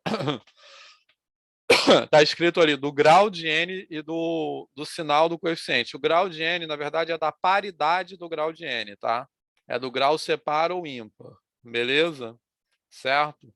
E do sinal do coeficiente AN, que é o coeficiente de maior grau. Beleza, pessoal? Certo? E de que forma esses limites dependem? Então, vamos pegar, por exemplo, se essa função polinomial tiver grau ímpar, beleza? Tranquilo? O que determina o limite quando x tem, aliás, qual é o resultado da função polinomial de grau ímpar quando x tende a mais infinito e quando x tende a menos infinito? Qual é a resposta? Podem pensar numa função polinomial de grau ímpar com a qual vocês sejam muito familiares.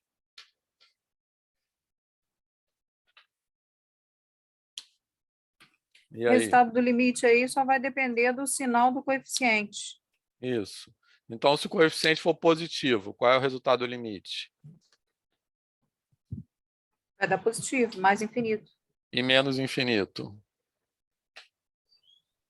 Vai dar o quê? Menos infinito. Isso. Certo? Beleza? E se o coeficiente for negativo, troca. Tá? Tá tranquilo? Beleza? E se o grau for par, o que vai acontecer? Ou vai dar mais infinito dos dois lados, ou vai dar menos infinito dos dois lados. Tá tranquilo? Certo? Bem, mas qual é a questão aqui desse exercício? É que numa função polinomial, quem manda esse AN, repara, é o coeficiente do termo de maior grau. Certo? Então, quem manda é o coeficiente do termo de maior grau. Certo? Beleza? Não importa se todos os outros coeficientes. Então, por exemplo, se eu tiver uma função assim, ó, vou escrever aí.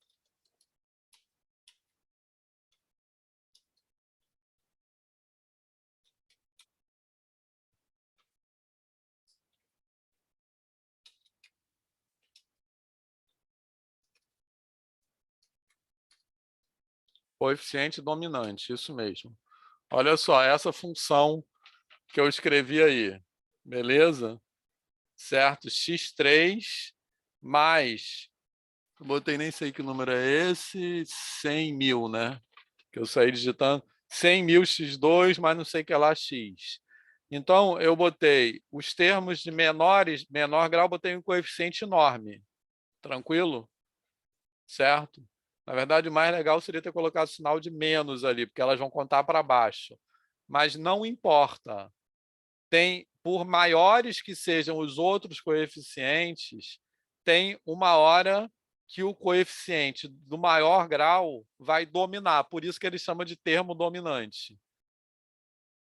Beleza? Isso quando o x aumentar. Tá legal? Beleza? Tranquilo? Isso é legal ver no computador, tá? Ver no GeoGebra, porque vocês podem colocar, por exemplo, no GeoGebra, qualquer função polinomial x3 mais qualquer coisa. Aí vai dando zoom out. Vai chegar uma hora que o gráfico fica parecido com o de x3. Certo? Beleza, pessoal? Fez sentido isso que eu falei? Então, o termo de maior grau domina mesmo. Deixa eu ver uma coisa aqui.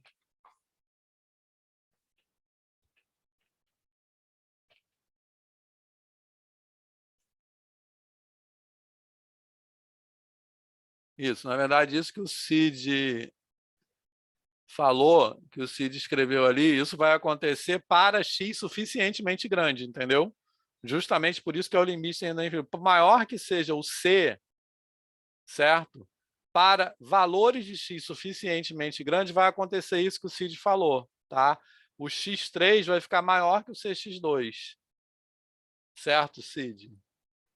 muito maior, que ele escreveu ali aquele sinalzinho de 2 sinais de maior, e a gente fala, né, que é maior em termos logarítmicos, né, muito maior. Beleza, Cid? Show, é isso mesmo. Oi? Isso mesmo, isso mesmo. Tá?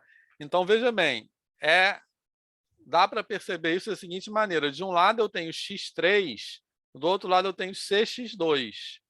Certo? x3 é x vezes x vezes x. Cx2 é c vezes x vezes x, sendo que o c está parado. Então, por maior que seja o c, vai acontecer é 1 bilhão.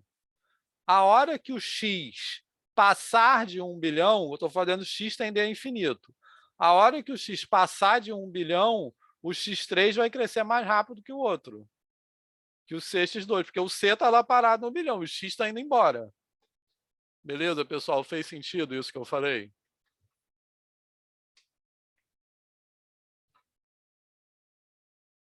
Tranquilo? Agora, como é que eu demonstro isso? Arrumo uma demonstração assim, arrumada para ir. Cresce com maior velocidade, exatamente.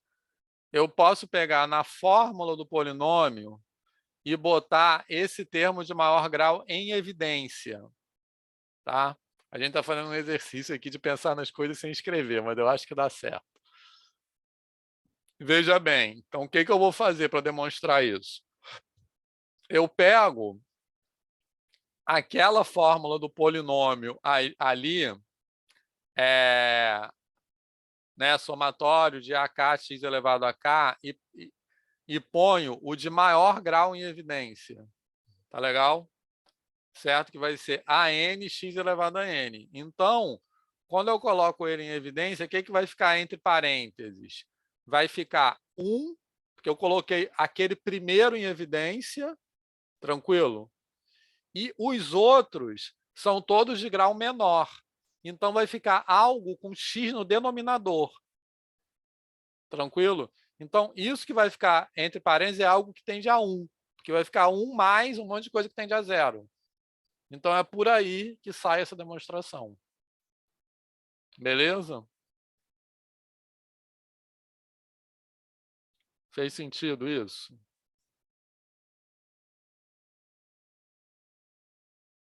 Bem.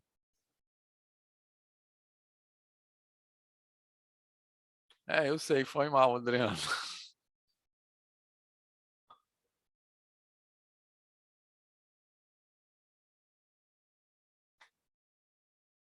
Podia ter usado, mas fiquei com preguiça.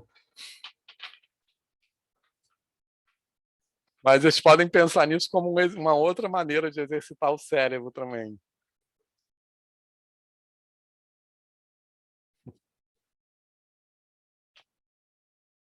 Enfim, mas depois eu posso botar as coisas escritas.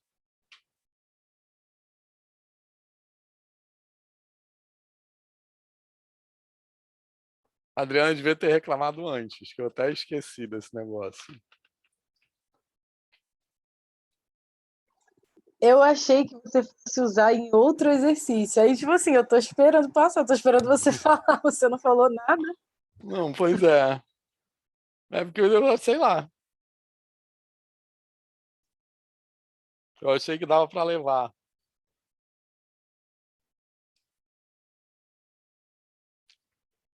Bem, mas enfim. Eu acho que é isso, né? Chegou ao final.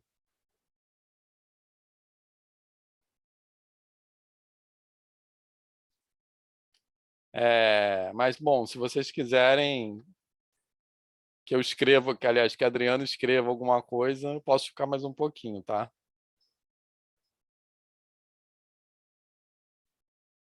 Ou nós podemos acabar?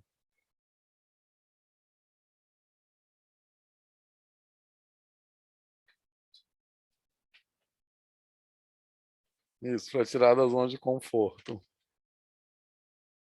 E aí, pessoal, alguém quer falar mais alguma coisa?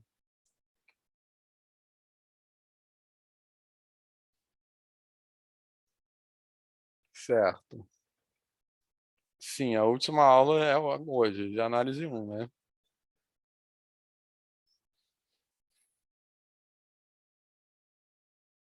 Quem for fazer análise 2, volta dia 11 de abril. Vamos ter um pouquinho de férias. A análise 2 vai ser quarta-feira. O horário oficial é de 1 às 5, mas eu vou começar 2 horas, tá?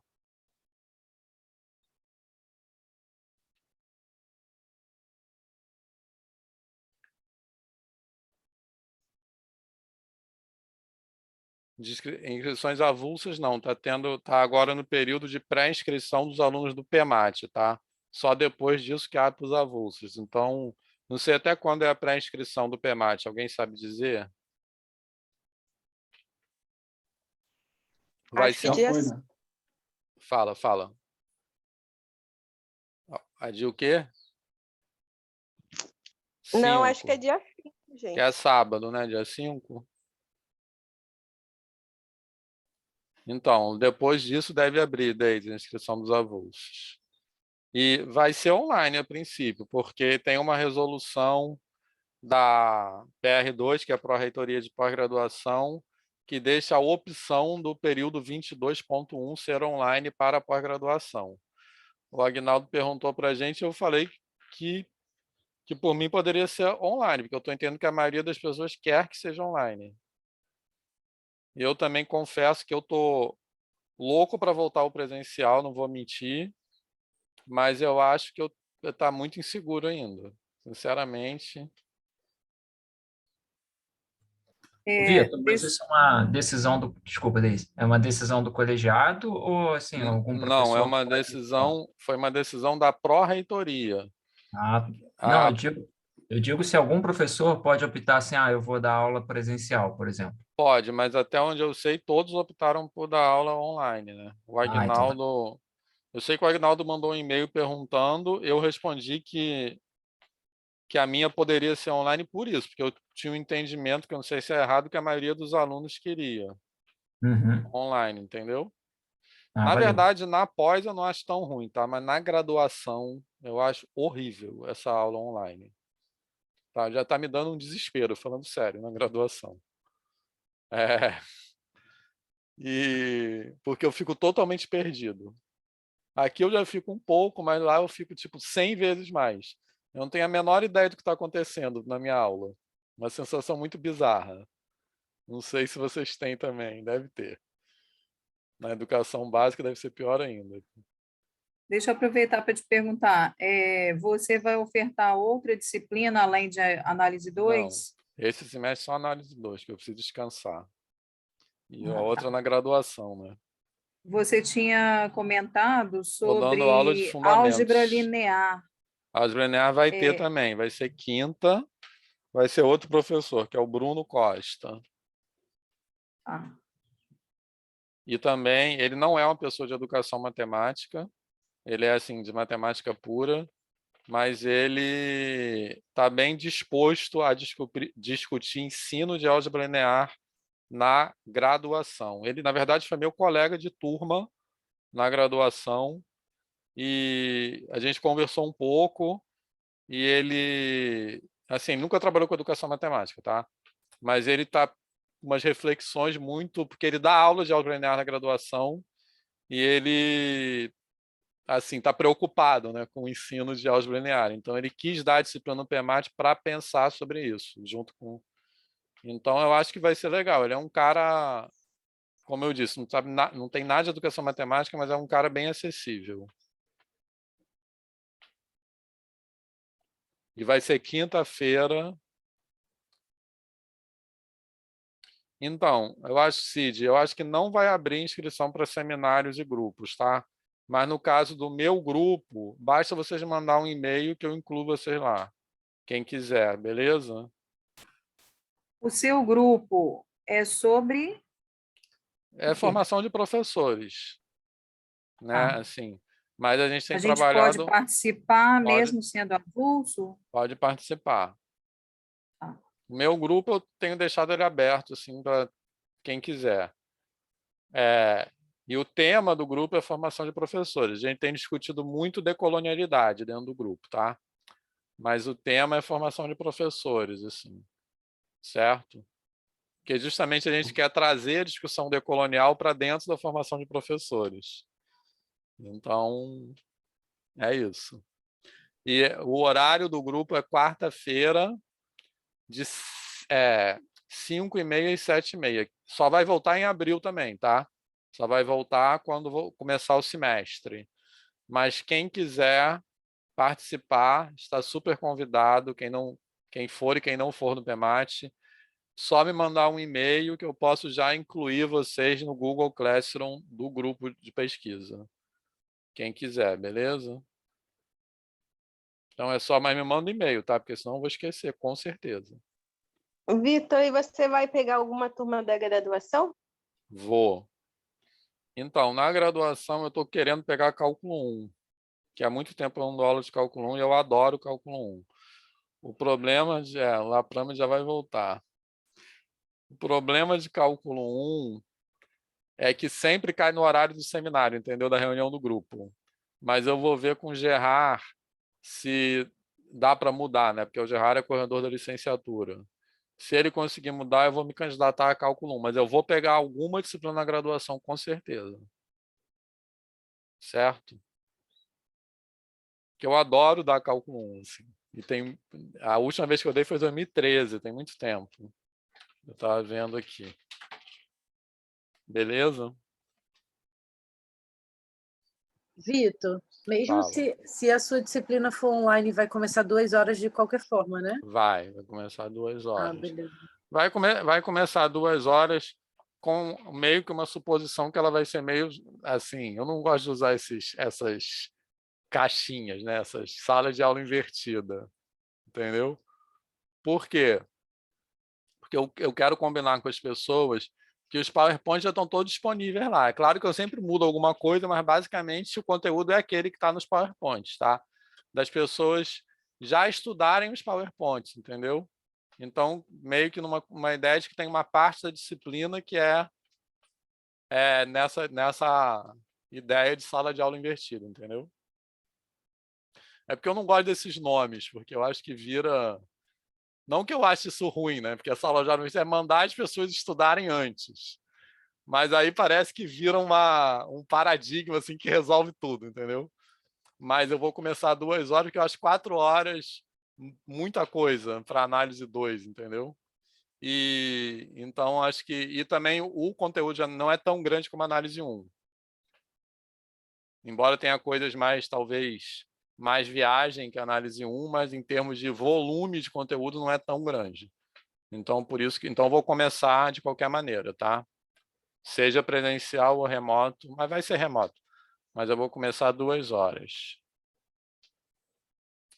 Quarta-feira, de 14 às 17.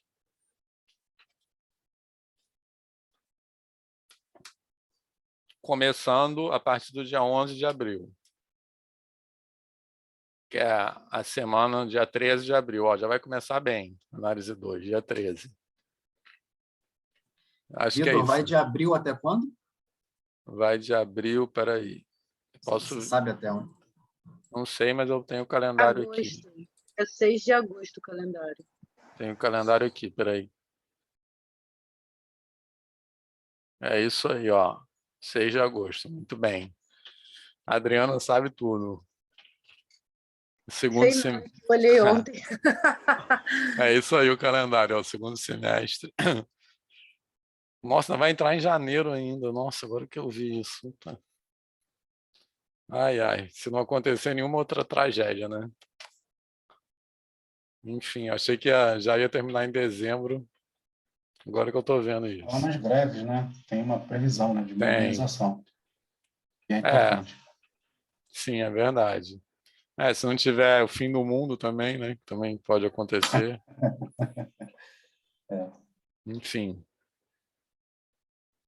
O que mais? Mais alguma coisa, pessoal?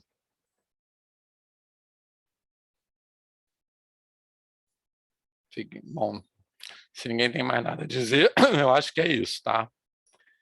Então, foi um prazer e a gente segue aí conversando. Quero dizer também que aquele Google, já falei, né? Aquele Google Classroom, ele fica permanente, inclusive de análise 2 vai ser o mesmo para quem for continuar, porque eu entendo que é a continuação dessa disciplina mesmo, tá? Então vai ser o mesmo Google Classroom. Quem for fazer análise 2 já vai continuar lá. Quem não for fazer análise 2 pode continuar naquele Google Class também, se quiser ir acompanhando as aulas. Beleza? Então, a ideia é que aquilo fique para sempre, aquele Google Classroom lá, até o fim do mundo, que eu não sei se vai demorar muito. E eu vou disponibilizar um outro formulário de avaliação dessa segunda parte, né, fazendo as mesmas perguntas, na verdade, mas para esses outros conteúdos. Vou pedir que vocês respondam. Quem não respondeu o primeiro também, responda. Pode sim, Deise, pode ouvir. E também já vou disponibilizar o formulário para marcação de horários para as conversas da P2, tá? Vocês já podem responder. Inclusive, eu vou disponibilizar horários na segunda, porque a prova vai segunda à noite, mas se alguém terminar domingo, a gente já vai adiantando, porque às vezes tem gente que já entrega no domingo, tá? Então é isso. Ô, Vitor, a prova vai ser de sábado a segunda à noite? Isso, justamente. De sábado à noite a segunda à noite? De sexta de manhã, Sexta, segunda à né? noite. Ah, tá. Sexta de manhã, segunda à noite. Mas na outra prova já teve gente que entregou domingo. Não, eu mandei domingo, mas porque então. dessa eu não me garanto, não. Então, mas se alguém mandar domingo, a gente já faz segunda, entendeu? Para Tá já ir bom. adiantando. Então, já vou botar lá. E outra coisa sobre esse formulário, que eu quero pedir encarecidamente para vocês. Algumas pessoas respondem esse formulário botando um horário só. Assim, é impossível. O formulário é para botar todos, de preferência, os horários disponíveis. Não é para escolher o horário que você quer, entendeu? Porque senão uma turma desse tamanho não dá para conciliar, entendeu? Então, para botar várias possibilidades. Beleza? Então, valeu. Ó, quem está falando aí? Vitor, rapidinho aqui. Fala. Colocaram aqui para a gente se encontrar no sábado, né?